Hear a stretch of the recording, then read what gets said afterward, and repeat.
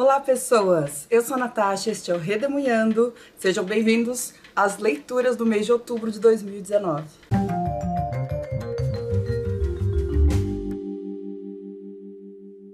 É isso, pessoal, tá chegando o fim do ano e outubro não foi um mês nada fácil pra mim.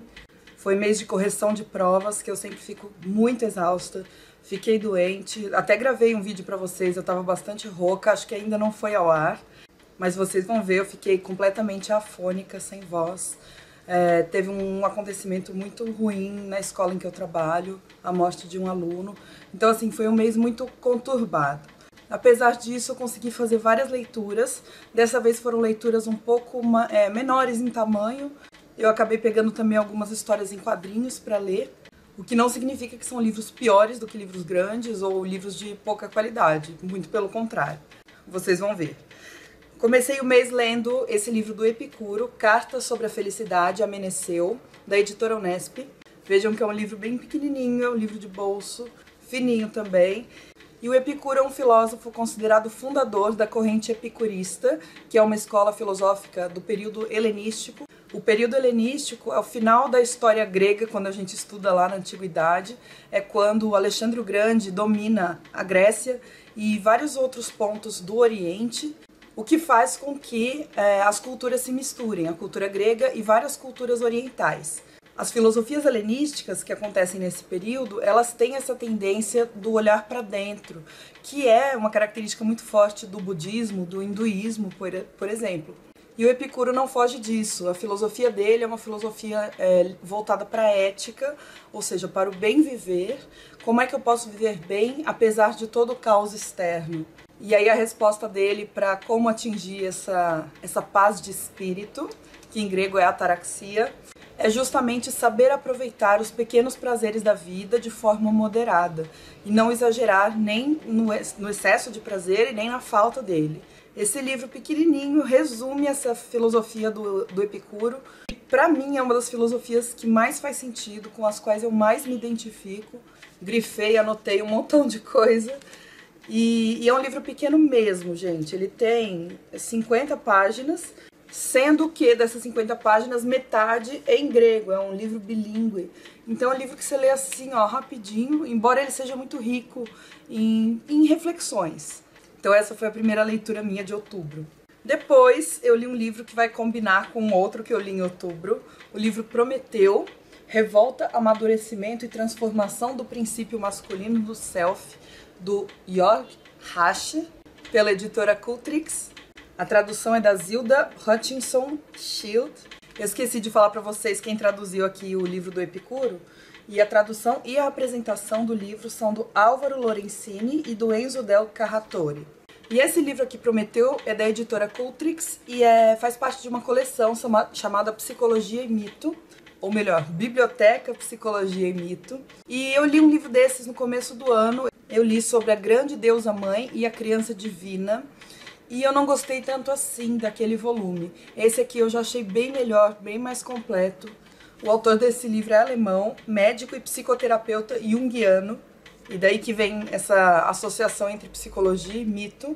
O Carl Jung foi um teórico que associou os arquétipos, né? Então ele pegava personagens da mitologia e percebia, principalmente mitologia greco-romana, mas ele percebeu que esses personagens se repetiam em diversas culturas, pelo menos com as suas características básicas, e também nas nossas vidas, nas nossas personalidades. O Prometeu é um desses arquétipos. O mito de Prometeu conta a história desse titã chamado Prometeu, que tinha contato com os deuses e com os seres humanos. E o Prometeu foi responsável por roubar o fogo de Zeus e dar para os seres humanos. E por isso ele foi condenado a um castigo eterno de ter o seu fígado comido todos os dias por uma águia.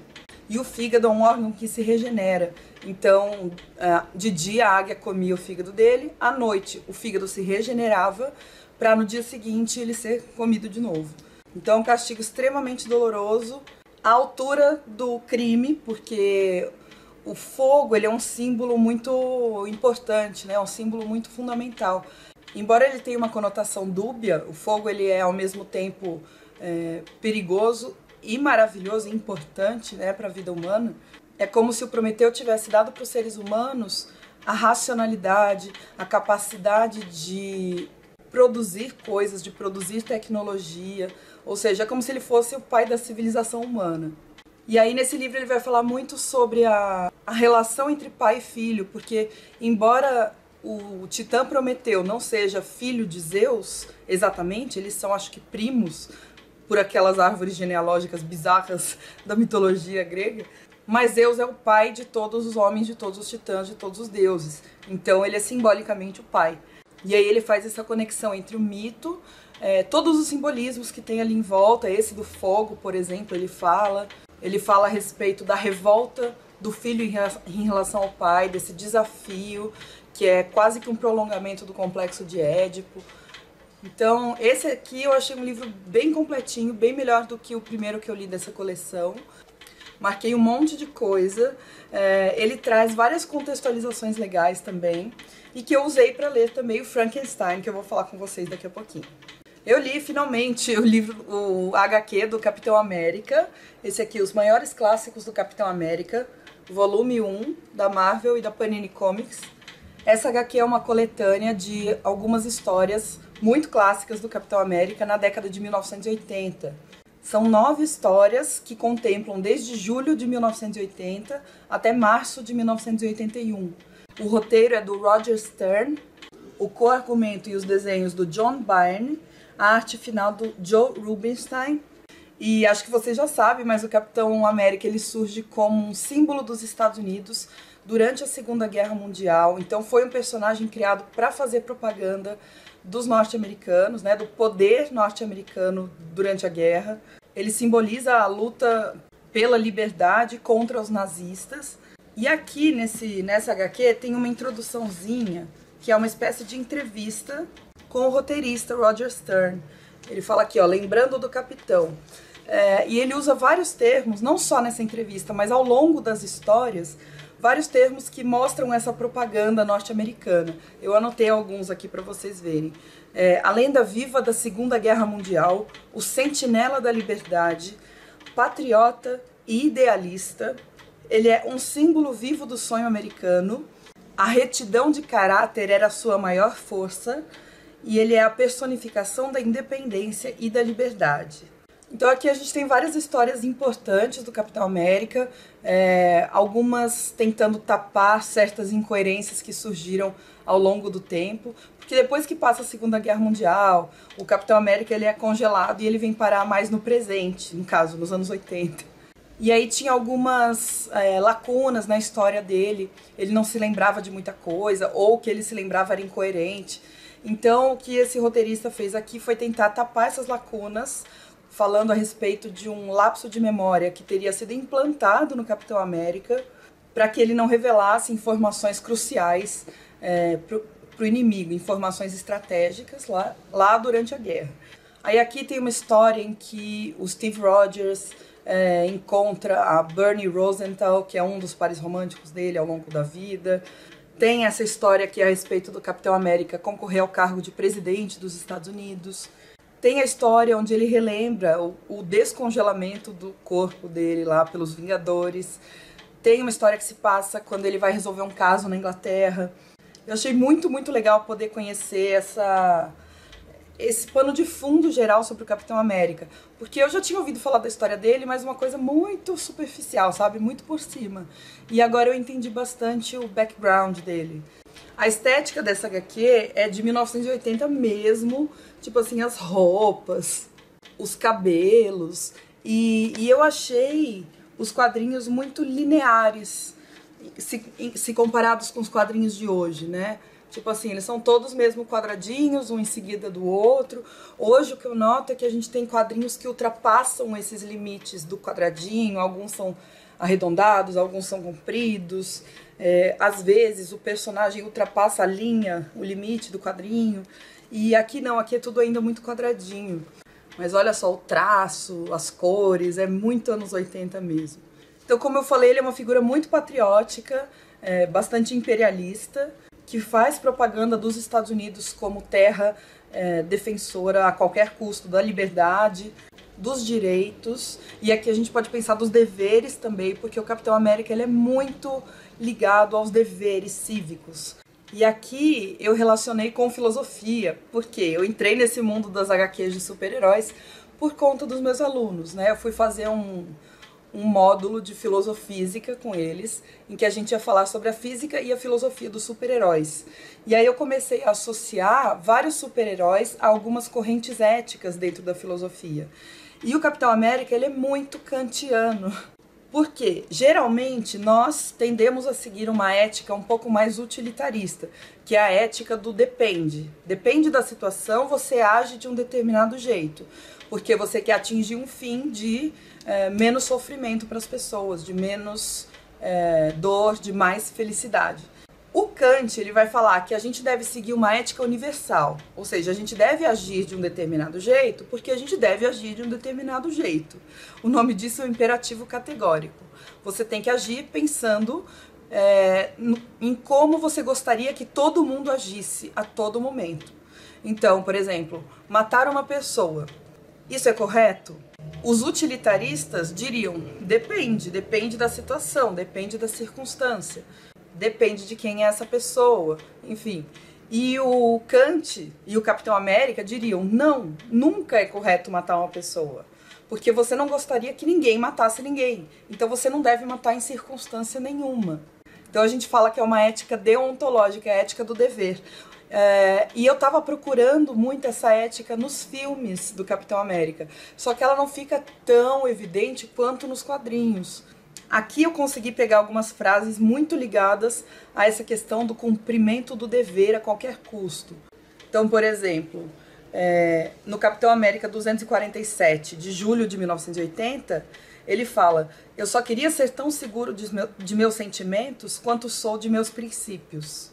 Que mais? Na Capitão América 249, de setembro de 1980, ele fala: nunca vou parar de acreditar que a vida é uma das coisas mais sagradas, algo a ser sacrificado apenas pela maior das causas, a liberdade.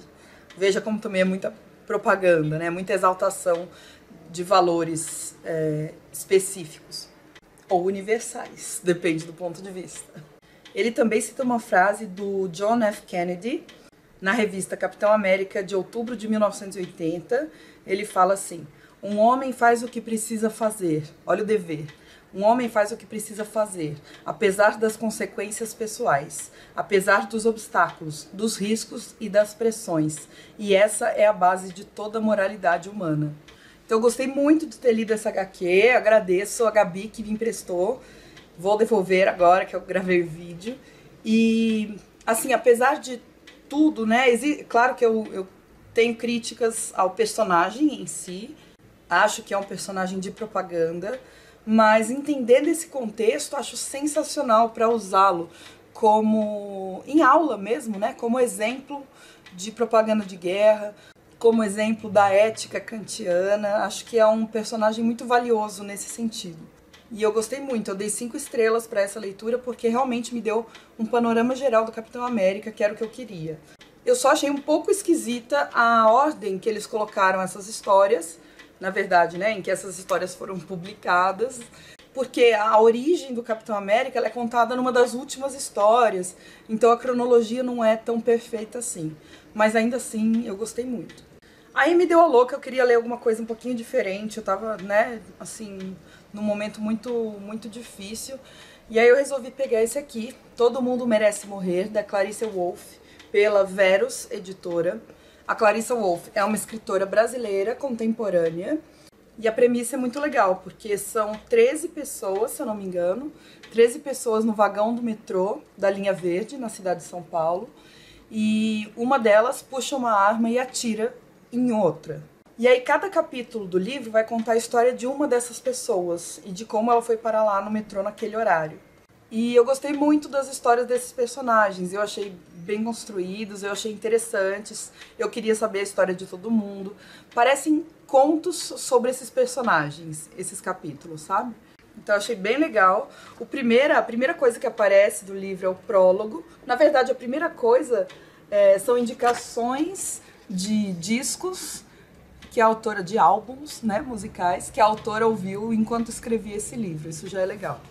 E aqui, no prólogo, a gente tem como se fosse uma notícia de jornal contando que houve um tiro no metrô, uma pessoa morreu e assim por diante. Eu achei, só uma coisinha, que a autora podia ter não dito quem morreu logo de cara.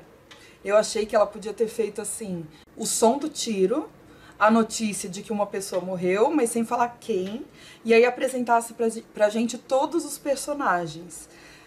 Meio que pra gente tentar adivinhar, sabe? Ou então ficar com essa farpa na mente, ficar instigado, né? Mas é um livro muito legal, eu adorei essa premissa, é bem escrito e eu fiquei curiosa pra ler mais da autora. Livro super tranquilo de ler, muito fluido, viu, gente? Vale a pena. E aí, no mês de outubro, o que mais me tomou tempo dos livros foi esse aqui, meu queridinho, Frankenstein, da Mary Shelley. Frankenstein, ou O Prometeu Moderno, da Penguin Companhia, essa edição que eu tenho. A tradução é do Christian Schwartz, e nesse livro tem uma introdução e notas do Maurice Hindle, que, aliás, a introdução é muito boa, e um pós-fácil do Rui Castro. Então, como eu falei, a introdução é muito bacana, porque ela contextualiza a obra, traz várias referências que a Mary Shelley usou nessa história. Depois a gente tem a história propriamente dita do Frankenstein, que eu já tinha lido acho que umas 3 vezes, essa foi tipo a 4ª. E eu demorei para ler porque agora eu fui grifando, eu fui anotando as referências que eu tenho atualmente, que são bem diferentes das que eu tinha há alguns anos e que serão diferentes das que eu terei no futuro, eu espero. E aí foi por isso que eu acabei lendo aquele livro do Prometeu, que eu acabei de mostrar para vocês, porque o Frankenstein é o Prometeu moderno. Então existem algumas similaridades. Eu não vou falar agora sobre isso, porque eu quero fazer um vídeo, aliás, eu acho que vai ficar um vídeo extenso, analisando o livro, né, mostrando várias referências também que a Mary Shelley utilizou. E esse foi o livro de outubro do Piquenique Literário, é um dos meus favoritos da vida. Não deixem de ler Frankenstein, é muito bom. Só se dispam da ideia de Frankenstein que vocês já têm. Porque a gente pensa já no monstro verde com parafusos e a história de terror, né? E na verdade, esse aqui é um terror do século XIX. Então é uma coisa muito mais de suspense, mais psicológica. É um romance muito filosófico, porque ele vai lidar muito com a questão do criador e da criatura, da rejeição de um pelo outro, vingança. Ai, gente, é um livro muito rico. É a história desse universitário chamado Dr. Victor Frankenstein, que é obcecado por ciência e ele descobre o princípio da vida. Ele descobre como fabricar vida a partir de matéria morta. E aí ele resolve fazer isso com o ser humano. Ele pega partes de seres humanos mortos, partes de cadáveres, e conecta todas essas partes e dá vida para esse ser, que ele chama de criatura, ou de monstro, ou de demônio, o livro todo. E a partir daí se desenrola todo o drama, porque na verdade, para mim, esse aqui é um livro de drama, de tragédia, em que o Victor Frankenstein vai negar, vai rejeitar a sua criatura, e a criatura, por sua vez, vai requisitar a atenção do seu criador, só que de uma maneira violenta. Então, basicamente, essa história é muito boa, leiam e aguardem o vídeo de análise que eu vou fazer. E aí, nos últimos 2 dias, eu resolvi pegar alguns livros um pouco mais curtinhos.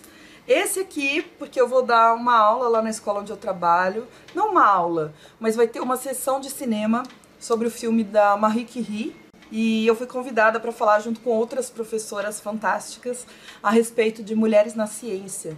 Então eu fiz uma releitura desse livrinho de bolso, bem pequenininho também, da série Filósofos em 90 Minutos. Nesse caso é Curie e a Radioatividade, do Paul Strathern, pela Jorge Zahar Editor. A tradução é da Maria Luísa X, de A. Borges. E esse livro aqui é como se fosse uma mini biografia da Marie Curie. Vai falar um pouco da vida dela e um pouco dos feitos científicos dela também. Só uma introduçãozinha. Vocês vão ver no Book Haul que eu comprei um livro que tem a ver também com a vida dela, que eu pretendo ler até o dia 11 de novembro, que é o dia da minha apresentação, da minha aulinha a respeito de mulheres na ciência. Mas esse aqui é bem resumidinho.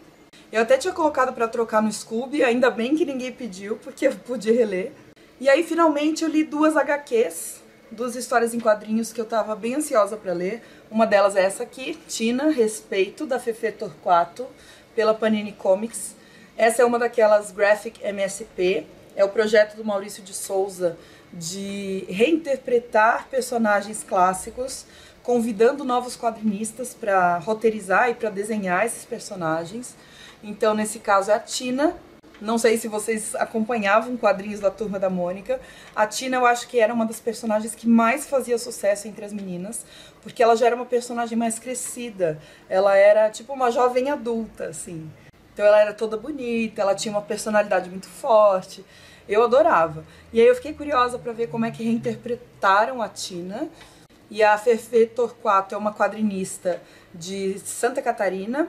E o traço dela é muito lindo, é um traço de aquarela, então ele é todo aquareladinho, tem poucos diálogos, tem falas aqui, mas vejam que não é uma coisa de você ficar muito tempo na mesma página lendo, tipo do Capitão América, que tem muita fala.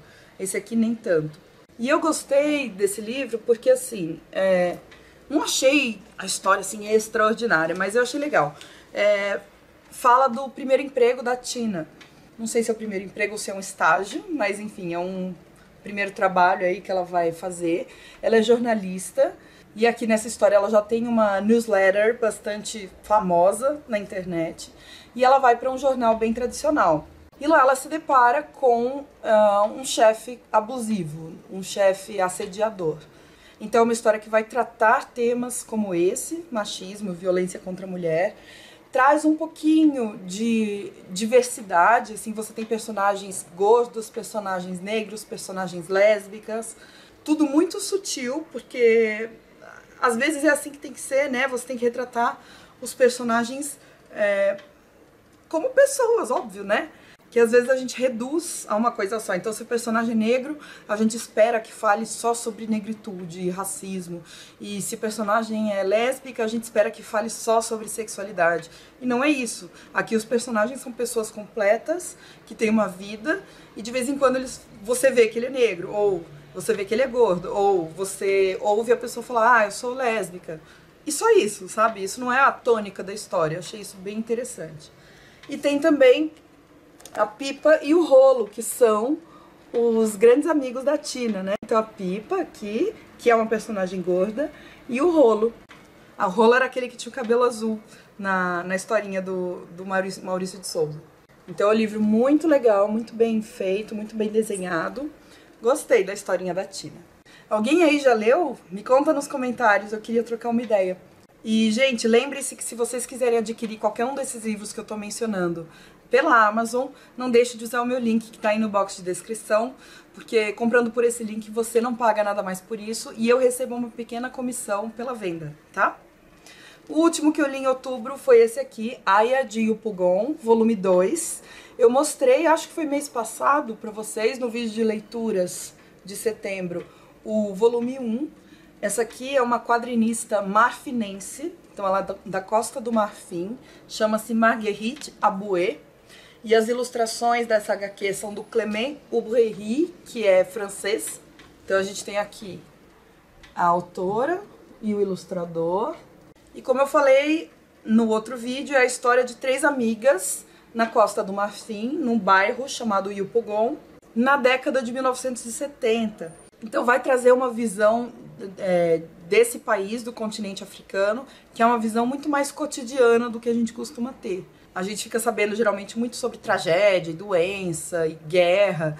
E aqui você vai ver a vida de 3 adolescentes, 3 jovens adultas, tentando lidar com festas, gravidez indesejada, tentando fugir um pouco do casamento, porque é uma questão muito tradicional lá.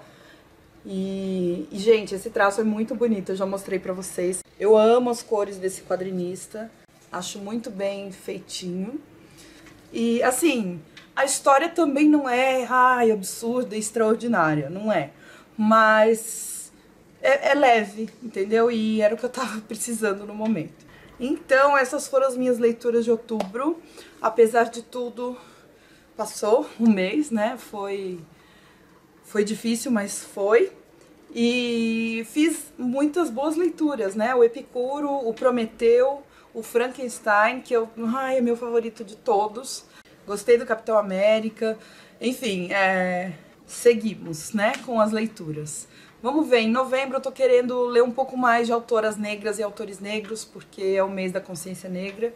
Mas eu tô com tanta leitura obrigatória para faculdade e para clube de leitura e para leitura conjunta. O Darwin e eu estamos finalizando o Dicionário da Escravidão e Liberdade.